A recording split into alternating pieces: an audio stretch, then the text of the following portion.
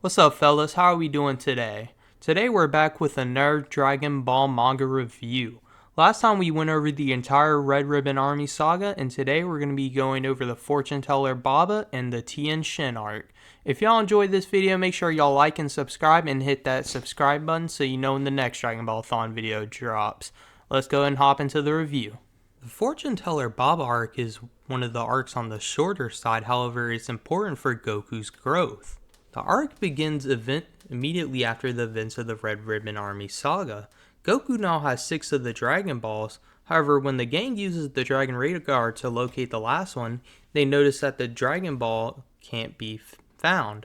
Bulma knows that this could be for a biological being having eaten it, causing the signal of it to be blocked. However, we actually learned that Emperor Pilaf is the one who has it, and he's using a special block that blocks the Dragon Radar's signal from capturing it. So in order to find the last Dragon Ball, Master Roshi recommends that they go see Fortune Teller Baba, who's a fortune teller who can locate any lost item. The gang goes to the desert to find her. After encountering her, they see a lot of strong people waiting in line. However, many other strong people are walking out hurt. However, they do see one rich guy walking past, knowing exactly where his item was lost. Once they reach the front of the line, they meet Fortune Teller Baba. We learn that Fortune Teller Baba is actually Master Roshi's sister.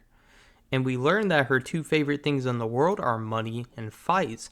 So you can either pay a 10 million zenny fee to learn where your lost item is, or you can fight her 5 champions to learn its location. The gang obviously doesn't have $10 million, since at this point it's just Goku, Krillin, and Yamcha. Goku, Krillin, Yamcha, Puar, and Hula there. Krillin is chosen to be the very first person to go up fighting. Baba summons her first champion, Dracula. However, Dracula defeats Krillin through blood loss. Next up, they decide to put Puar and Ula in there to fight Dracula. They're able to use a combination attack to take him out. After this, Yamcha subs in and decides to take it over. He easily takes out the next opponent, who is Invisible Man. He, however, starts to focus and realizes he can somewhat hear the movement and the air pressure change. He's able to get a good strike before Baba starts singing, so he can't use this strategy anymore. Krillin gets a smart idea and brings Bulma and Master Roshi over. Krillin uses a smart technique to use Master Roshi's nosebleed to cover the entire arena. This makes Invisible Man visible and allows Yamcha to easily defeat them. At this point is when we actually learn that Fortune Teller Baba and Master Roshi are brother and sister. Baba's next champion is Mummy Man. However, to fight him, they go inside to a new arena. It's 2 demons with their tongues sticking out with acid under them, so if you fall, you're out. Mummy Man is super fast and takes out Yamcha for good. Goku is then subbed in. Goku is easily able to deal with this Mummy character. Next up is her normal final champion, the Devil. The devil starts losing to Goku, and he uses an attack that could kill him. It's an attack that will find the evil in your heart and expand it until you die. However, since Goku is pure-hearted, this attack doesn't work on him, and it gives him the opening to defeat him. Next up, her final champion for this bout, who normally isn't it, is a strange man wearing a mask. The strange man is super polite and kind and requests to go back out to the open area so him and Goku can both fight at their full potential. Both of these figures start fighting at their full potential. He even throws out a Kamehameha, which shocks everyone. This masked man then announces that he knows Goku's weakness and grabs his tail. Everyone's thinking it's impossible that he could have figured this weakness out since he just started fighting Goku. However, at this point, Master Roshi realizes who he is and mentions that it's not that he just figured out, it's that he's always known. At this point, we learn that this masked man is actually Grandpa Gohan. Goku is super excited to see him, and they all have a happy reunion. Gohan also forfeits, allowing Goku to get the wisdom from Fortune Teller Baba. Gohan tells Goku that he needs to train his tail so it's not a weakness. Goku asks if he's going to start living with him again. However, Gohan mentions that he's dead and that he can only come back for a day, and that he talked to Fortune Teller Baba, and that if a kid with a tail came by, to let him meet him. So after a nice little reunion, Grandpa Gohan leaves, and Goku learns the location of the last Dragon Ball. However, it's convenient that Emperor Pilaf's car is heading towards them. So Goku meets them there, takes the Dragon Ball from them easily, and he returns back to the gang. He takes Appa back to Korn's tower to revive her father. He revives her father, however, when the dragon is about to leave, he grabs the 4-star ball so he won't have to go searching for it again. At this point, when he returns back to Fortune Teller Baba's place, Goku asks Master Roshi if he can go train with him. Master Roshi at this point realizes there isn't much for him to teach Goku, so he tells Goku that he'll be training Krillin and Yamcha, however he won't be training Goku. He tells Goku during this time to train his tail and as well to go explore the world and learn many lessons. He tells Goku that he can't use his flying Nimbus though, and tells him to run and swim everywhere. He says that they'll meet back up in time for the 22nd Tenkaichi Budokai tournament, which will be in 3 years. So after the crew decides on this, their plans are set. 3 years roll by and the gang all meets back up at the 22nd Tenkaichi Budokai tournament. Once there, everyone has clearly grown some, and everyone has clearly grown stronger, especially Goku, Krillin, and Yamcha. During this time, we meet 3 mysterious figures: Tianshan, Chaozu, and the Crane Master. We learn that he's a rival of Master Roshi. However, Master Roshi doesn't appreciate the lessons he teaches people. The Crane Master's students come off as very cocky, so the gang has found their rivals for this tournament. During the preliminary rounds, everyone makes it through easily with the 8 members entering the main tournament being Goku, Krillin, Yamcha, Jackie Chun, Tien, Chaozu, along with 2 other side characters. During the matchup selection, Chaozu is able to manipulate the who goes up against who with his psychic powers. So our first match is up against Goku. Our first real match is up against Tien and Yamcha. Tien and Yamcha have been beefing this entire time, so Yamcha and Tien are excited to go at it. Yamcha puts up a good fight, however, Tien is just too strong and wins the match. Next is Jackie Chun's match, who's up against a werewolf who he dispatches easily. Then up is Krillin versus Chaozu. Chaozu has also been coming off as cocky, and Krillin has trouble dealing with his psychic powers. However, after a little trickery, Krillin is able to dispatch Chaozu from the tournament. Goku then has a fight against an easy opponent who he wipes out easily. After this, we get into the fight against Jackie Chun and Tien. During this fight, Jackie Chun, aka Master Roshi, is talking to Tien, asking him why he decides to disciple under such an evil person. Tien explains that he wants to become the #1 assassin.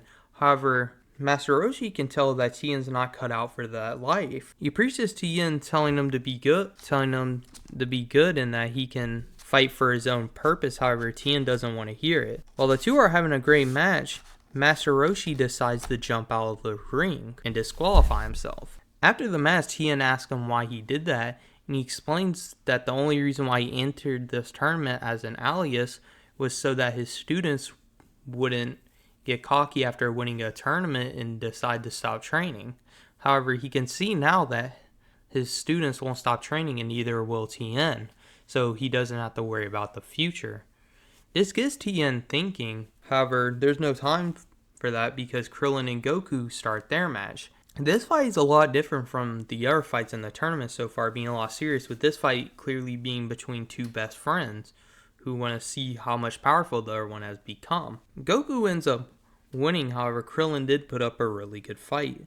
The final match ends up being Goku versus Tien. Goku and Tien's fight starts off heavy.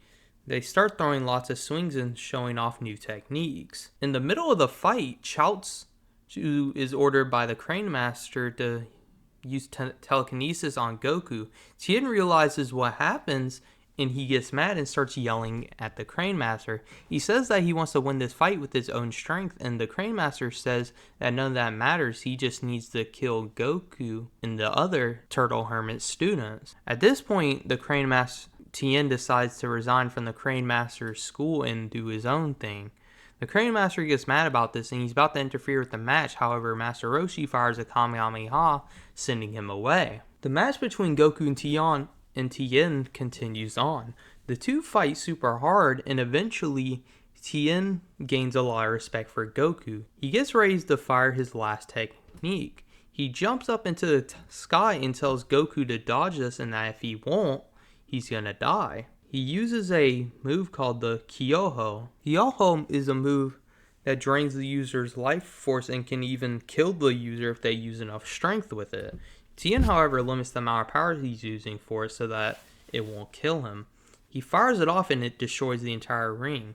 And we think Goku's dead, however, Master Roshi confirms that he can still feel his ki. We learn that Goku actually jumped up past Tien and is still in the air, falling down. He's about to use a Kamehameha, and Master Roshi's saying how this won't work. However, Goku doesn't fire at Tien and fires it back behind him and uses the force from the Kamehameha to slam into Tien. Goku's falling down first before Tien. However, he fires out a small Kamehameha with the last bit of his energy to stay afloat just a little bit longer. This puts Tien barely ahead of Goku. However, while falling down, a truck gets in Goku's way and it forces him to drop down to the ground right before Tien does. This makes Tien the martial arts champion of the 22nd Tenkaichi Budokai tournament. After the tournament, the gang's talking and Tien says that he doesn't feel right with the win since it was with luck. However, Master Roshi assures him that he shouldn't, since luck is also a part of a martial artist skill set. During this, they all decide to go eat, and Goku says that he left his Force Star Ball along with his Power Pole at some hotel or restaurant. Krillin says he'll go grab it. And during this, they hear Krillin scream, and when Goku finds him, Krillin was killed. And this sets up the Demon King Piccolo arc. I'm going to go ahead and say this right now. Part 3 is probably going to have the highest rating out of all the parts. Well, that's a lie. Part 4 might overtake it. I haven't made that video yet, but I'll just go and say this right now before I start talking about both arcs. The Tien arc is my favorite arc from all of Dragon Ball after I've finished reading the manga. But yeah, let's go and talk about the Fortune Teller Baba saga first. So again, I've said this before, Dragon Ball arcs flow into each other really well.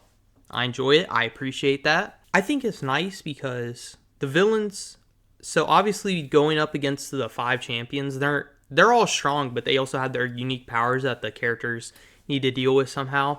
Again, they do my man Krillin dirty by taking him out in the very first round. They did not have to do him like that. Yamcha got some love though. I appreciate that. I'm be honest, don't know how Upa and Puar took out the vampire dude. But good for them though. Yeah, obviously, like I just don't know if there's much to say about this arc. Like, I enjoyed it or whatever. The fights were nice. I mean, you're basically just watching fighting the whole time. You get to see a little more. You get a little more lore by learning Master Roshi and Baba are brother and sister, so that's nice. Yeah, and obviously with Grandpa Gohan and Goku at the end, that's obviously nice. That was a really nice fight. But besides that, I mean, I don't really know what else to say about this arc, so let's go and talk about the Tien arc. Alright, I'm glad the Tien arc, like, it feels different from all the other Dragon Ball arcs, in my opinion. I love getting to see, like, the dynamic of, alright, this is their second tournament. Goku and Krillin didn't win the first one, but they're here to, like, try and win it this time. But this time, Master Roshi's rival is there with his disciples. So obviously we immediately just establish like who the main antagonists of this are, which I appreciate. I think this saga had really good fights. I enjoyed all of them. I just love watching the character interactions during Dragon Ball. Like, they're just great. Yamcha and Tien were beefing the whole time or whatever. Master Roshi talking to Tien, that was great. Loving to see like Tien slowly change throughout the arc. Getting to see Master Roshi and the Crane Master butt heads. And then we also get to see Krillin and Chaozu. Chaozu's just funny, bruh.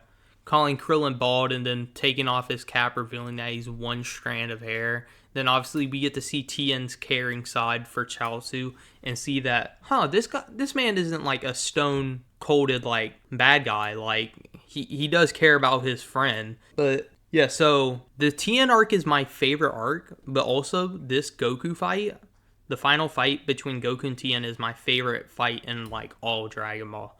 And I will say this, the fight between Goku and Tien in the next Budokai tournament is also one of my favorite fights. I really enjoy it. But yeah, I mean, in this arc, it flows. I mean, obviously it flows into the next arc, which is the Demon King Piccolo arc. I mean, Krillin all of a sudden just being dead. I'm pretty sure in the anime they show Krillin's perspective of how this happens, but in the manga, we don't see his perspective or whatever. Like, I don't know. I kind of wish we would have saw his perspective during this part, but like I understand why they didn't. It was for dramatic effect and stuff. But yeah, that's all I have to say about the Baba Saga and the Tien arc. Or actually, let me rate them really quick. And also, I forgot to do this for the last video. So for the Red Ribbon Soggy Army, for the Red Ribbon Army Saga, I'm gonna give it a 6 out of 10. I talked about what I liked and didn't like in the last video, so if you want to know the reasonings, you can go check that video. That is my least favorite. It is my least favorite arc. The Fortune Teller Baba Saga, I think I also have to give it a 6. I mean, it's a short arc. It's not that long, but like, it doesn't overstay its welcome, you know? It comes in, it does what it needs to, and it leaves, and I appreciate that. You know, it's there for a good amount of time. It does what it needs to do. In the Tien arc, I mean, I'm going to have to give this a 10 out of 10. This is like my favorite arc out of all Dragon Ball. No, from beginning to end, like, I just really enjoyed this arc. I don't think there's a single stale moment for me while I was reading this. It was great. I loved it. I loved getting to see Tien grow, and then the fights were obviously amazing. If y'all enjoyed the video, make sure you like and subscribe and hit that notification bell so you're notified when the next Dragon Ball Thon video drops. I'll catch y'all on the next one. Take care.